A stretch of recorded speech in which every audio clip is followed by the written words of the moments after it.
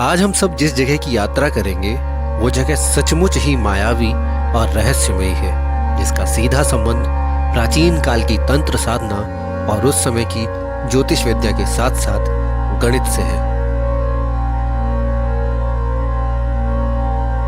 वैसे तो भारत में चुनिंदा ही 64 योगिनी मंदिर हैं जो अपना खास महत्व रखते हैं, और आज जिस 64 योगिनी मंदिर की यात्रा करेंगे वो भारतीय वास्तुकला के इतिहास के साथ साथ तंत्र साधना के क्षेत्र में भी विशेष महत्व रखती है। मध्य प्रदेश के मुरैना जिले में पड़ोली के पास मेतावली गांव में बना है ये 64 योगिनी मंदिर, जिसको लगभग 1323 ईसा पूर्व बनवाया गया था। लगभग 100 फीट ऊंची पहाड़ी पर चढ़ाई करने के बाद पर्यटक इस 326 मीटर की परिधि वाले विशाल वृत्ताकार मंदिर के मुख्य द्वार पर पहुंचते हैं। वृत्ताकार रचना वाले इस मंदिर का मुख्य प्रवेश द्वार पूर्व दिशा की ओर है। यहां से प्राप्त एक अभिलेखी साक्ष्य के आधार पर यह कहा जाता है कि इसका निर्माण महाराज देवपाल द्वारा 1323 ईसा पूर्व में करवाया गया था। जैसे ही आप इस मंदिर के परिसर में घुसोगे, जिस सामने आपको शिव जी का लिंगम देखने को मिलेगा।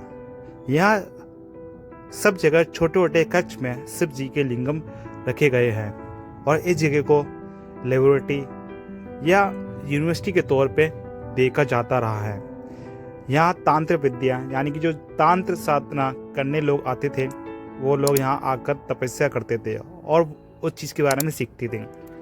यहाँ हर छोटे छोटे कक्ष में आपको नक्काशी तौर पे कुछ डिजाइन आपको देखने को मिलेगी। चलो इस मंदिर के बारे में और जानते हैं। मंदिर की पहाड़ी तलहटी में खुदाई के दौरान भारी भरकम आभूषणों से युक्त आदमकद पत्थरों की प्रतिमाएं मिली थी, जिसके बारे में बताया जाता है कि वो कुषाण काल की थी। आज उन मूर्तियों को ग्वालियर के संग्रहालय में सुरक्षित करके प्रदर्शन के लिए रखा गया है। मुख्य द्वार से अंदर की तरफ आने पर वृत्ताकार आंगन के चारों तरफ छोटे छोटे कक्षों का निर्माण करवाया गया था, जिसके बीच में ऊंचे जगत पर मुख्य मंदिर की स्थापना की गई है। तो अभी हम मिताली परिसर के अंदर हैं। जो आपको ये स्ट्रक्चर दिख रहा है, यह है मेन सेंटर का स्ट्रक्चर, और ये चारों तरफ आपको दिखाई देगा ये छोटे छोटे मंदिर। आपको हर 64 योगिनी टेम्पल के अंदर जो मंदिर का समूह है, वहाँ अलग अलग चीज़ें दिखाई देगी। मेरे ख्याल से जो दूसरा 64 योगिनी टेम्पल है, उसमें आपको वहाँ देवी की मूर्तियाँ देखने को जरूर मिलेगी। और इस 64 योगिनी टेम्पल में कत्रस्व महादेव टेम्पल में आपको शिवलिंग दिखाई देंगे। ये छोटे छोटे शिवलिंग है, इसके वर्णन आपको खास पुराण में जरूर मिलेगा।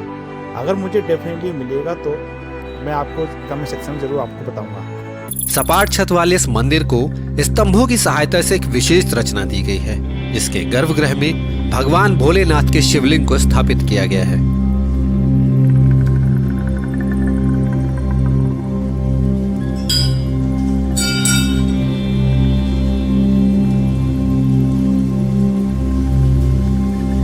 मुख्य मंदिर और बाहरी 64 छोटे मंदिरों के बीच में एक चौड़ा खुला सा आंगन है। बाहरी 64 कक्षों में लगभग प्रत्येक कक्ष में भगवान भोलेनाथ का शिवलिंग स्थापित किया गया है, पर जांच द्वारा ये पुष्टि की गई है कि मूल रूप से यहाँ योगिनियों की मूर्तियां थी, अर्थात यहाँ की देवी की छवि ही थी, इसलिए इन्हें 64 योगिनी मंदिर कहा जाता था। इन प्रत्येक छोटे छोटे कक्षों के बाहर एक स्वतंत्र खुला मंडप है, और उसके आगे स्तंभों से मंडप की छत को गढ़ा गया है। वृत्ताकार आकृति वाले इस मंदिर परिसर में लगभग 100 स्तंभों के द्वारा इस मंदिर को बनाया गया है। ये भी कहा जाता है कि भूकंप प्रभावित क्षेत्र में होने के बाद भी इस मंदिर की भू योजना विशिष्ट प्रकार की है। मुख्य मंदिर के भीतर स्लैब कवरिंग की गई है, जिसमें बारिश के पानी को इकट्ठा करने के लिए एक विशेष प्रकार की व्यवस्था की गई थी। छत से नालियों द्वारा पानी को भंडार तक ले जाया जाता था। इस विशेष रचना से ये पता चलता है कि प्राचीन काल का वास्तुकला और उस समय की कलाकारी जल संवर्धन को लेकर कितनी ज्यादा प्रभावी थी। बताया जाता है कि इन 64 छोटे छोटे मंदिरों और केंद्रीय मंदिर की छत में मूल रूप से शिखर हुआ करता था, जिसे बाद में संशोधन के समय हटा दिया गया था। भारतीय संसद भवन की वृत्ताकार संरचना के बारे में भी ये कहा जाता है कि उसके निर्माण के लिए इसी मंदिर परिसर की संरचना व भूकंप को सहने की क्षमता के कारण वृत्ताकार रूप दिया गया है।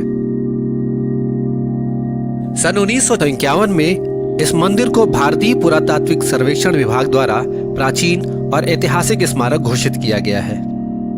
मध्य प्रदेश टूरिज्म द्वारा इन मंदिरों को संरक्षित करने के लिए विशेष प्रयास किया गया है। मंदिर के चारों तरफ मुख्य प्रवेश द्वार पर एक बड़े चौड़े गेट का निर्माण किया गया है। तो मितावली मंदिर की यात्रा आपको कैसी लगी? कमेंट बॉक्स में ज़रूर लिखिएगा। और अगली बार किस नई जगह को आप देखना पसंद करेंगे? अगर आपके शहर के आसपास कोई ऐसी जगह है जहां मुझे आना चाहिए और उसका वीडियो बनाना चाहिए तो डेफिनेटली कमेंट बॉक्स में लिखिए। हालांकि मंदिर परिसर में प्रवेश के लिए किसी प्रकार की विशेष टिकट या अनुमति की आवश्यकता नहीं है, फिर भी ये हमारी नैतिक जिम्मेदारी बनती है कि हम अपनी तरफ से ज्यादा जन सहयोग द्वारा इन मंदिर परिसरों को सुरक्षित एवं साफ रखें, ताकि भविष्य में आगे आने वाली पीढ़ियां इन मंदिर परिसरों के इतिहास को एवं हमारी भारतीय प्राचीन कालीन वास्तुकला को देख सके और उसका आनंद ले सके। यहाँ से सबसे नज़दीकी हवाई अड्डा है 30 किलोमीटर दूर ग्वालियर में है। यहाँ से सबसे निकटतम रेलवे स्टेशन ग्वाल रोड है, जिसकी दूरी 20 किलोमीटर की है। अगर आप चाहें तो मुरैना या ग्वालियर से बस पकड़कर यहाँ की यात्रा कर सकते हैं। अगर ये वीडियो आपको अच्छी लगी है तो प्लीज़ इस वीडियो को ज़रूर लाइक करिए और अपने साथियों के साथ शेयर करिए जो मुरैना आने का प्लान कर रहे हैं। इन जगहों को ज़रूर विज़िट करें जब आप मुरैना आते हैं। तो आगे और बढ़ते हैं सफ़र में, चलिए साथ में बने रहे।